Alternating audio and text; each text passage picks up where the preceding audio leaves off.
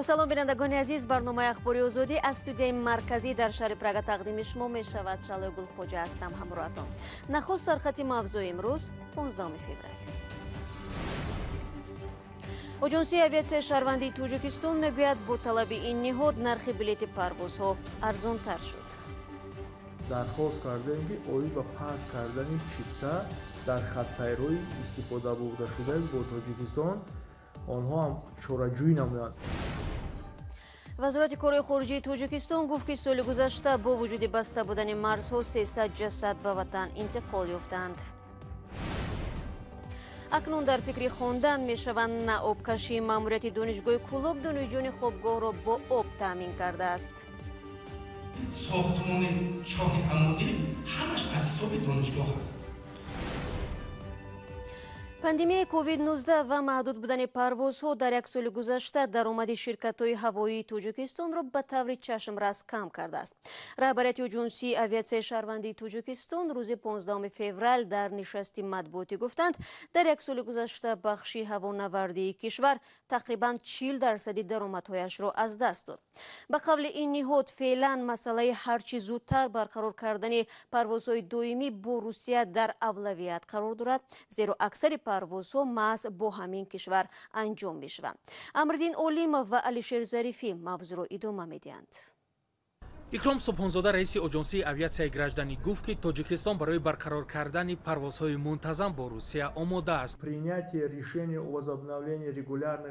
برآوردن خلاصه نهایی درباره برقرار کردن پروازهای دائمی از همتایان روسی ما وابسته است و ما بسیار باوری داریم که در نزدیکترین فرصت جانب روسیه به چنین قرار می‌آیند. چه خیلی که آنها به ما اطلاع دادند از کشورهای پساشوروی روسیه علیه پروازها را با قزاقستان، قرقیزستان، بلاروس و در روزهای اخیر با ارمنستان و آذربایجان برقرار کردند. باوری دارم که کشور بعدی تاجیکستان می شود. اکرام صبحانزاده افزود که حدود 70% پروازهایی که از فرودگاه‌های تاجیکستان انجام می‌شوند به روسیه راست می‌آید و برقرار کردن پروازهای دائمی به آنجا بسیار مهم است. به قول وی به آنها مردم زیادی از جمله مهاجران و دانشجویان مراجعت می‌کنند و فقط درباره باز شدن راه و احیای پروازها می‌پرسند. جانب روسیه نیز اصرار داشتند که شیرین امانزاده وزیر مهنت و مهاجرت تاجیکستان هفته گذشته ضمن یک نشست خبری گفت در جلسه هیئت‌های حکومتی تاجیکستان و روسیه در روزهای 8 و 9 فوریه که او نیز در آن شرکت داشته است، جانب روسیه اصرار کرده است که با فرستادن یک کمیسیه با صلاحیت و از نظر گذرانیدن وضعیت مسئله ورود شهروندان تاجیکستان را بازنگری می‌کنند. روسیه و تاجیکستان از ماه مارت سال 2020 برای راه ندادن به سرایت کرونا ویروس نو پروازهای هواپیما بین همدیگر را قطع کردند. قطع رفته‌های دائمی سبب شد که ده‌ها هزار شهروند تاجیکستان که به روسیه برای کار می‌رفتند از این امکان محروم شوند. فعلا تنها پروازهای چارتری میان روسیه و تاجیکستان انجام می‌شود و مهاجران کاری از نرخ بلند پروازهای چارتری شکایت و شرکت هواپیمایی سومون ای را به سوء استفاده از ناچاری خویش گناهکار می‌کنند. در رابطه با بلند بودن نرخ چپته‌های هواپیما رهبریت اجنسی اویاسیای گراجدانی گفتند که آنها به شرکت‌های هواپیمایی یک درخواست مخصوص کردند و در اساس درخواست آنها نرخ چپته‌ها از 39,000 قبلی تا 26,000 روبل روسی پایین برده شدند. و ما از شرکت‌های هواپیمایی خارجی نیز درخواست کردیم که اوید به پاس کردن چیپتا در خط سیرهای استفاده برده شده با تاجیکستان آنها هم چاره‌جویی نمودند و در مثال شرکت هواپیمایی ترکیش ایرلاینز آنها از 25 تا 35% ارزش چیپتا را در خط سیرهای که جمهوری یعنی در خط سیر استانبول دوشنبه از 25 تا 35% ارزش چیپتا را کاهش دادند. کار در روسیه یکی از منبع‌های اساسی درآمد خانواده‌های تاجیک به حساب رفته، سالانه صدها هزار نفر از تاجیکستان برای دریافت رزق و روزی خود به روسیه سفر می‌کنند و از ماه مارت سال گذشته با دلیل پاندمیای کووید 19 ده‌ها هزار شهروند تاجیکستان نتوانستند به روسیه سفر کنند و این چیز عامل زیاد شدن شماره بیکاران در تاجیکستان شد. امردین اولیمov، علیشیر ظریفی، رادیوی آزادی، دوشنبه.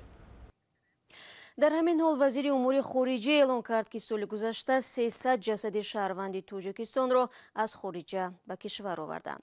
Сироҷдини Моҳриддин имрӯз дар нишасти хабарӣ дар Душанбе гуфт, ин афрод дар натиҷаи бемории коронавирус, тасодуф ва дигар ҳодисаҳо фавтиданд. Ин ҷасадҳо аксаран аз Русия ба Тоҷикистон интиқол ёфтанд.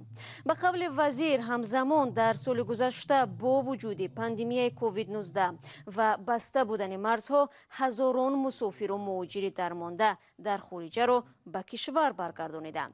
гузориши муфассал аз нишасти вазорати корҳои хориҷии Тоҷикистон бинандагони азиз дар нашрҳои баъдии барномаҳои мо пешниҳоди шумо мешавад.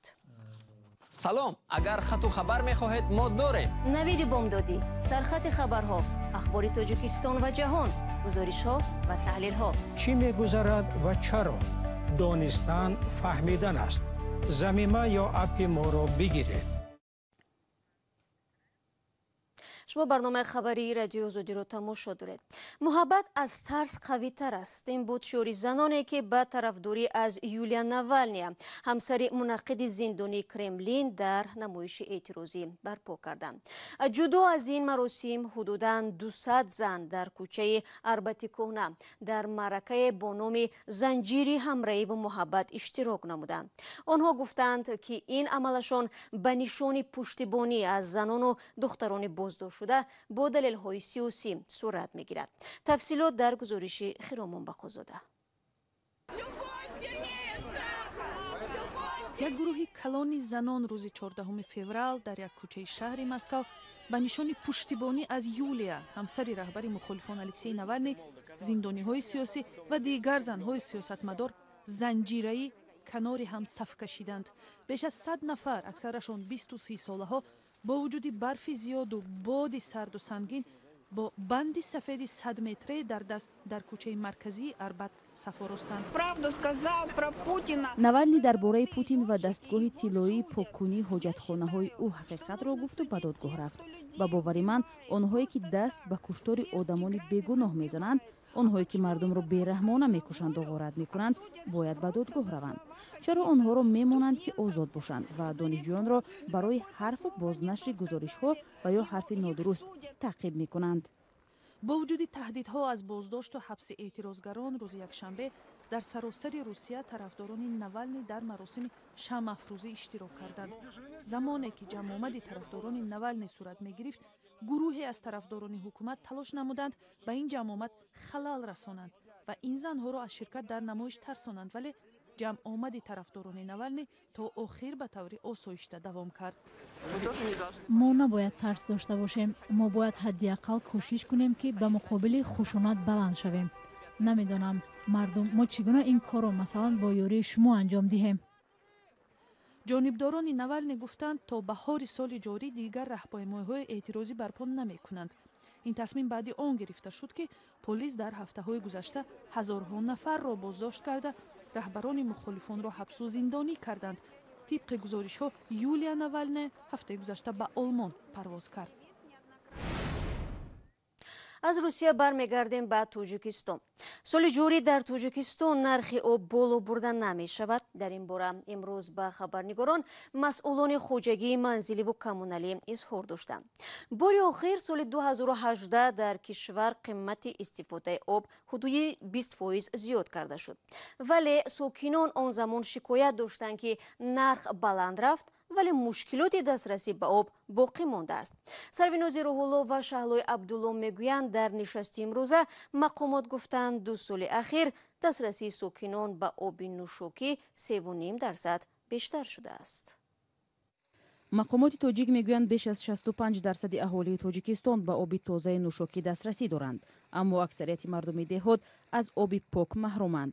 дар деҳот ҳамагӣ 32% ба оби пок дастрасӣ доштанд. дар нишасти хабарӣ мақомот ваъда доданд ки вазъро беҳтар мекунанд. хушбахтона аллакай бигем ки таваҷҷӯҳ боз мана чихеле ки мана дар асоси қарори ҳукумати ҷумҳурии Тоҷикистон мана солҳои рушди сайёҳӣ ва ҳунарҳои мардумӣ шид, инам гӯем ки як такони ҷиддӣ шид дар самти мана ҳамин деҳот. мана бо лоиҳаҳои нав шуда истода. ман фикр мекунам ки беҳбудӣ ҳатман мешавад. шикояти сокинон аз камбуди оби ошомиданӣ ва набуди хизматрасониҳои коммуналии дуруст пайваста садо медиҳад. барои намуна сокинони 11 деҳаи ҷамоати эсанбои ноҳияи рӯдакӣ аз муҳимтарин васила барои зиндагӣ об маҳруманд. онҳо дар суҳбат ба радиои озодӣ гуфтанд беобӣ гоҳо сабаби ҷанҷолу занозанӣ мешавад.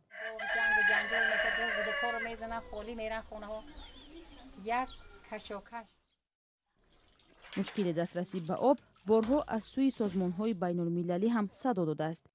тоҷикистон барномаи беҳтар намудани таъмини аҳолии тоҷикистон бо оби тоза барои соли 2008-2020 қабул кардааст ва мегӯяд ки барои иҷрои он саъй дорад.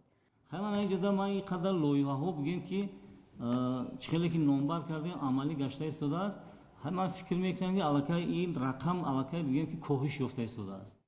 2 соли пеш Лео Хеллер гузоришгари вижаи Созмони Милали Муттаҳид оид ба оби ошомиданӣ ва хадамоти беҳдоштӣ ба ҳукумати Тоҷикистон тавсия дода буд ки ҳарчи зудтар вазъи дастрасӣ ба оби покро барои сокинон беҳтар намояд.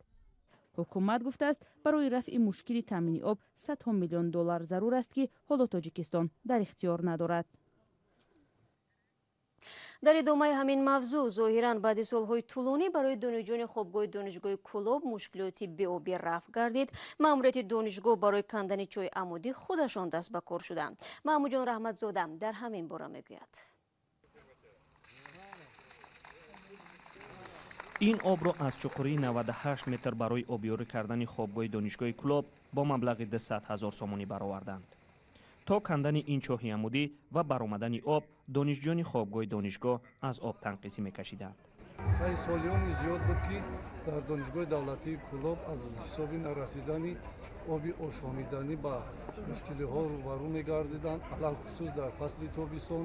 дар хобгоҳи донишгоҳ ҳудуди 400 нафар донишҷӯ ба сар мебаранд. бошандагони ин хобгоҳ пеш аз обёрӣ шудани он обро аз гирду атрофи он дастрас мекарданд. абдусалом мирализода раиси донишгоҳи Кӯлоб гуфт ки дар як соли фаъолияти кории ӯ проблемаи об аввалин дараҷа ба ҳисоб мерафт. бо об таъмин намудани донишгоҳ махсусан хобгоҳи донишҷӯён мебошад ки воқеан муддати як солу як моҳ ман фаъолият дорам. об дар мо воқеан баъзе проблемаҳо дошт. ҳазор шукр. барои кандану баровардани ин об худи раҳбарияти донишгоҳ иқдом кардааст. 2 моҳ мутахассисон дар назди хобгоҳ об кофтанд. баъди 2 моҳ ин об аз зери замин баромад. ва дар мавриди сохтмони чоҳи амудӣ ҳамаш аз ҳисоби донишгоҳ аст. ҳоло аз ин об на танҳо хобгоҳ балки дигар биноҳои донишгоҳ низ истифода мебаранд. донишҷӯёни хобгоҳи донишгоҳ ки ҳама духтаронанд аз обёрӣ шудани биноашон хурсанданд. имрӯз метавонад гирду гӯшаи донишгоҳи давлатии Кӯлоб боз ҳам сарсабзу хӯрамтар гардад. дар гузашта донишҷӯёни хобгоҳи донишгоҳи Кӯлоб аз набуди оби ошомиданӣ ва ҷои зист бештар ба расонаҳо шикоят мекарданд. мушоҳида мешуд ки донишҷӯён сател дар даст ба ҳар тарафи шаҳр об мекофтанд. раҳбарияти донишгоҳи Кӯлоб дар баробари сохтани чоҳи амудӣ як манораи 16 метра сохта дар он 80 метри куби обро захира мекунанд то дар рӯзи мабодо аз он истифода баранд.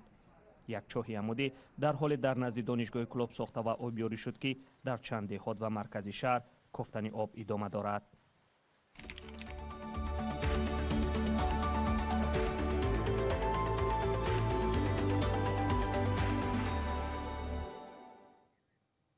ва вазири умури хориҷии Тоҷикистон изҳори боварӣ кард ки сарнавишти 14 шаҳрванди боздоштшудаи кишвар дар Қирғизистон мусбат ҳал мешавад.